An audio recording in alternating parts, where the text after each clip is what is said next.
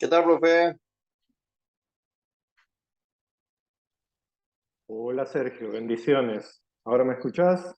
Ah, sí, profe, te escucho. Ah, genial. Vamos un poquito retrasados hoy. Sí, estamos acá, pero gracias a Dios. Se vino de acá un poquito de lluvia, un viento fresquito. Ahora recién llegué de la calle y me estoy poniendo las pilas. Qué bueno, qué bueno. Vine con un hambre voraz. Bueno, pero primero nos vamos a alimentar de la palabra de Dios. Dale, profe. Voy a salir un ratito de la cámara, pero todavía está escuchando acá. Sí, tranquilo, tranquilo. Yo voy a Dale, profe, iniciar. permiso. Adelante, adelante. Dale, profe. Entonces, eh, a ver si puedo mover acá. Ojalá que los compañeros se puedan conectar hoy. Dios quiera. Sí, estamos ya completando casi la serie de los profetas menores. Hoy con Nahum, Habacuc y, y Sofonías. ¿Sí? Vamos a tocar ahora un poquito de Nahum en los minutos que nos quedan de este periodo de conexión. ¿Quién es Nahum? ¿No?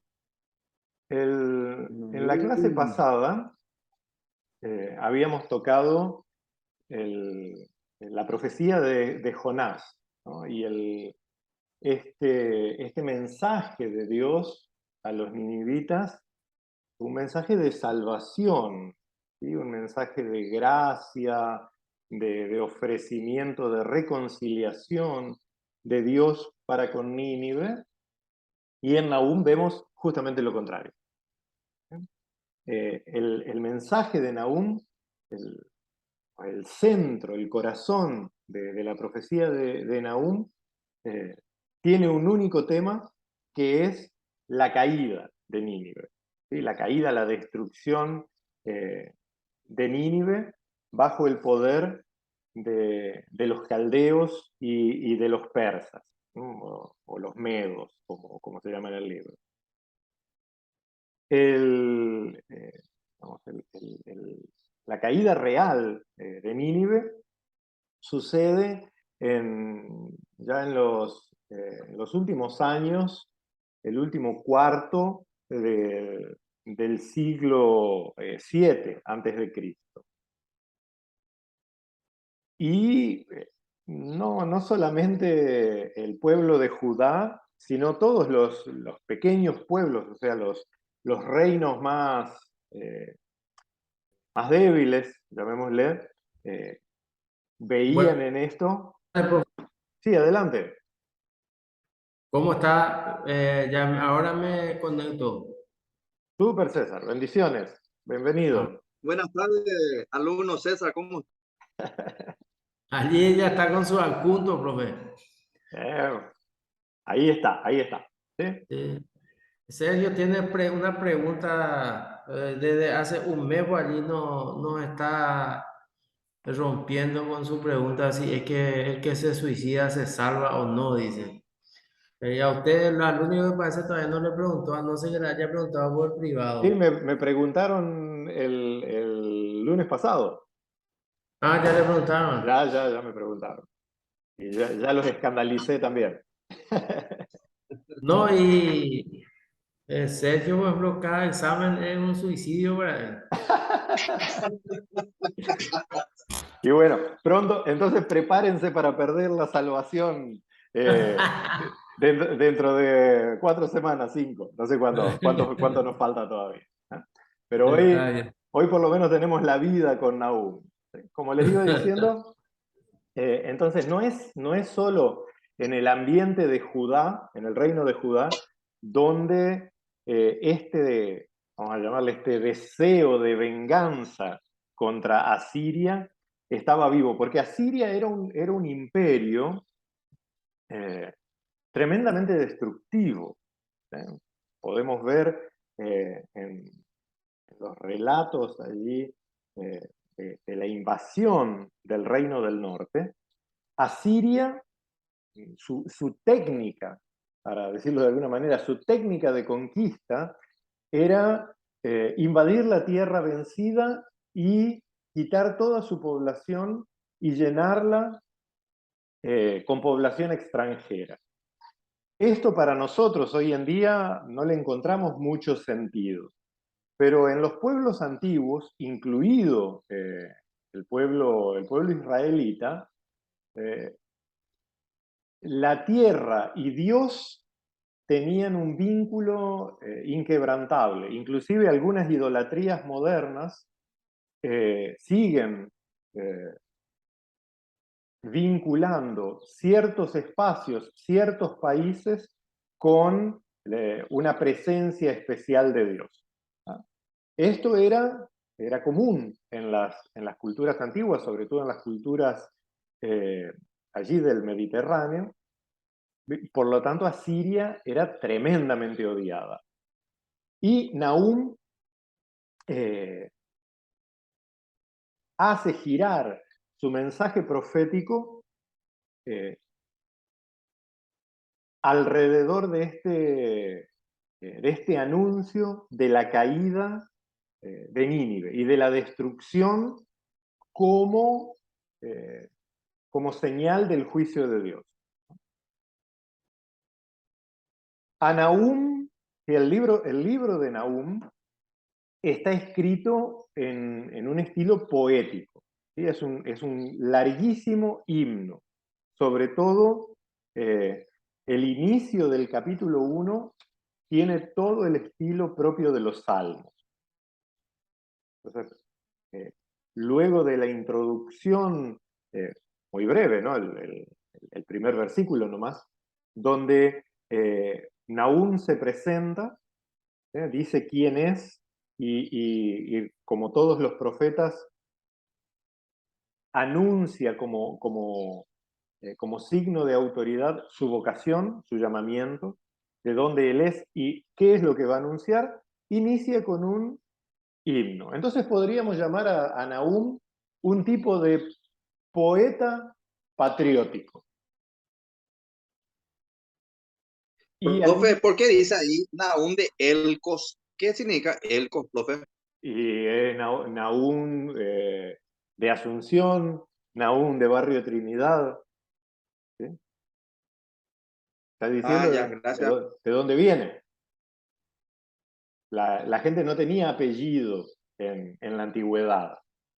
¿No? Y es más, los apellidos que hoy en día tenemos, inclusive en español, por ejemplo, provienen de profesiones, de toponímicos, patronímicos, ¿no? Entonces, tenemos un apellido muy común en español que es Soria, por ejemplo. ¿Sí? Esa es una ciudad de España. Entonces, se le llamaba Juan de Soria o Juan de Navarra. Ahí tenemos muchos con apellido Navarro, por ejemplo. Y así en todas las culturas antiguas se identificaba a las personas o identificándola con su papá o su mamá o con algún lugar conocido. La ciudad donde había nacido, la ciudad donde había crecido, algún hecho histórico relevante para identificar que ese sujeto era ese Nahum y no otro. Entonces, este era Nahum de Elcos, ¿no? Pero podría ser Nahum de Jerusalén, Nahum de acá a la vuelta. Y entonces ese gentilicio allí es vamos a decir, el apellido de Nahum, de donde él venía. Y bien, continuando, de ahí de la identificación de Nahum, pasamos a un himno antes de anunciar el juicio, que es la gracia del escrito de Nahum. Antes de anunciar el juicio, Nahum canta o alaba a quien va a ejecutar el juicio. Y como les decía antes, este cántico inicial, que lo encontramos en el capítulo 1, versículos 2 al 10, Este cántico inicial exalta al juez de toda la tierra. Es un himno al poder de Dios. Un himno al poder de Dios. Se alaba a Dios en su poderío. Por lo tanto, si Dios es poderoso, si Dios es soberano, Él puede pronunciar y ejecutar el juicio. Y es interesante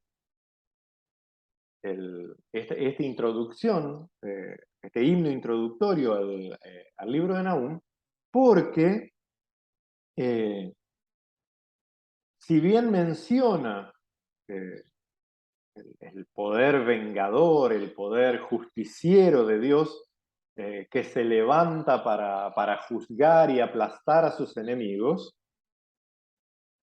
no deja de mencionar la bondad de Dios. El propósito de Dios, inclusive al ejecutar juicio, no es la destrucción, sino la salvación. Salvación en el sentido bíblico, especialmente aquí en el Antiguo Testamento, tiene que ver con una plenitud de vida aquí y ahora. Y no con andar tocando el arpa en las nubes. Esa es una idea posterior que los israelitas, los judíos, toman durante el exilio de Babilonia. Antes de eso no encontramos ni siquiera, bueno, en las relecturas cristianas sí encontramos porque nosotros forzamos los textos para que terminen diciendo lo que nosotros queremos. Pero en el texto en sí, en el texto tomado crudamente, literalmente, no encontramos ningún tipo de referencia a vidas después de la tumba. Por lo tanto, cuando los profetas hablan de salvación, siempre vamos a encontrar imágenes muy, algunos se han atrevido a llamarla incluso de materialistas, ¿no? Porque ¿qué es la salvación para los profetas? Volver a la propia tierra, comer del trabajo de las propias manos, disfrutar de la vida con la familia. Eso es salvación para los profetas. Y esto es lo que anuncia Nahum, ¿no? Una destrucción terrible para las potencias opresoras, no porque sean moralmente diferentes a los otros, sino justamente por ser opresores. Dios no compactúa con la opresión, no compactúa con la explotación, no compactúa con la violencia. Entonces, los libros proféticos son profundamente políticos y siempre contra la opresión. Una vez que Nahum hace toda esta exaltación del poder de Dios, de su poder de juzgar, hay un pequeño intermedio donde introduce más o menos la identidad de Nínive y enseguida pasa a anunciar la caída. En el capítulo 1, versículo 15. ¿Quién es el que viene para juzgar a Nínive? ¿Quién es el que viene a pronunciar y ejecutar juicio? Nahum 1:15. Miren, ya viene sobre los montes el mensajero que trae noticias de paz. Celebra tus fiestas, Judá, cumple tus promesas, nunca más te invadirán los malvados. Han sido destruidos por completo. Es Dios el que trae alegría de nuevo a su pueblo, habiendo ejecutado su juicio. Y después viene toda la profecía, propiamente la proclamación y la pronunciación de sentencia contra Nínive, que también es una poesía, ¿no? Es un texto poético. No vamos a encontrar acá, hay gente que sí encuentra números, que esto se refiere a tal país, pero realmente es una poesía, es un libro poético. Y el texto que resume el espíritu de Nahum es Nahum capítulo 3, versículo 11. Si uno de los dos puede leerlo, sí. Intercambiamos un poquito.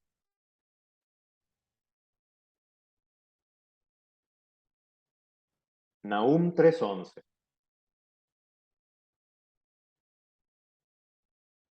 Sí, ya leo, profe, un momentito. Sí, adelante.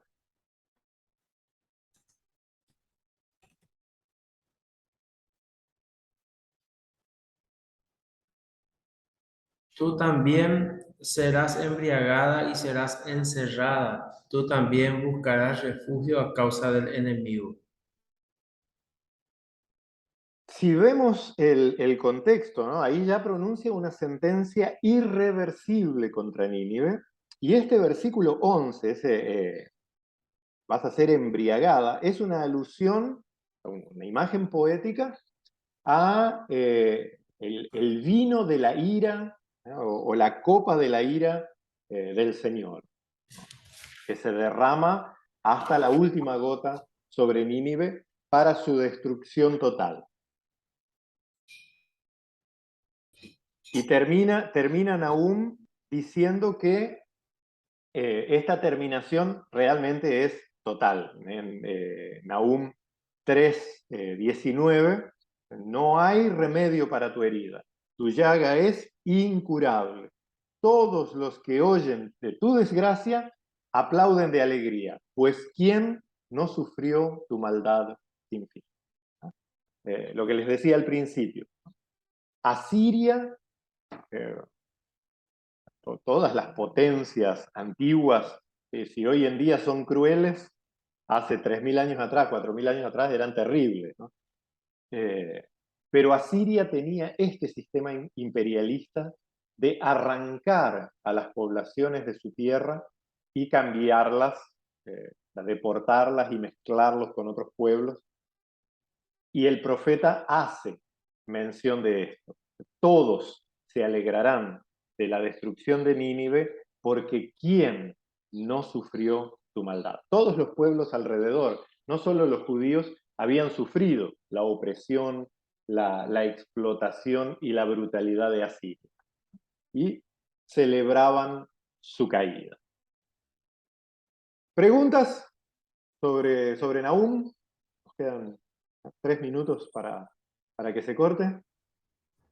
No, está todo Todo bien, bien, profe. profe, está explícito. Viste que en este día también me gustaría que vos también le puedas profetizar a César, que se arrepienta y que deje de ser cerrista. Y que sea de De Olimpia. General Caballero, De Peñarol. de Peñarol. Pero bueno, entonces vemos en Nahum lo que vemos en todos los profetas, sobre todo los profetas menores, pero de una manera exacerbada. O sea, todos los profetas, su mensaje es sociopolítico, está mediado y provocado por la situación general histórica de su pueblo. Pero en Nahum esto lo vemos exacerbado, dado que, como les decía al inicio, Nahum puede ser calificado como un poeta patriótico que estaba terriblemente impresionado por la brutalidad y la destructividad de Asiria y que festejaba la intervención de Dios para ser liberado de este poder opresor. Nos vemos 19:30. ¿Puedo contar con su conexión? Sí, señor. Sí, profe. Súper. Nos vemos Sí, señor. en 15 minutitos, Dios mediante. Dale, Dale, profe. señor. Súper. Nos vemos. Ya, ya.